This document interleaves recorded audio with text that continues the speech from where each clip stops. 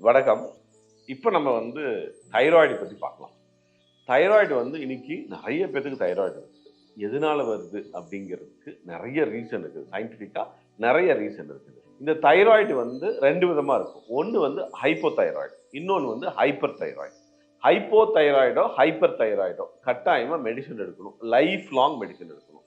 இப்போ நீங்க இந்த ரிஃப்ளெக்ஸாலஜி செய்யறதுனால மெடிசின் எடுக்க வேண்டாமான்னு கேட்டா, நான் என்ன சொல்லுவேன்னா, கட்டாயம் மெடிசின் எடுத்துக்கங்க. உங்களுடைய உணவு பழக்கவழக்கத்தை சிலதை மாத்திக்கிங்க.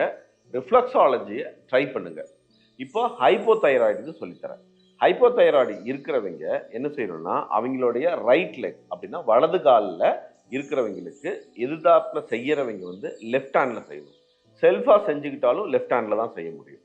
அப்பனா லெஃப்ட் ஹேண்ட்ல ஹைப்போதைராய்டு செய்யறவங்க இந்த பெருவிரலுக்கு கை வச்சுக்கிட்டு இந்த இங்க் மார்க் பண்ற இடத்துல ஒரு ஸ்ட்ரோக் 1 2 3 4 5 இப்படி 20 ஸ்ட்ரோக் செய்யுங்க. அப்படி 20 ஸ்ட்ரோக் டெய்லி செஞ்சுக்குங்க. ஒரு கால்லையும் இல்லை, 2 கால்லையுமே செய்யணும்.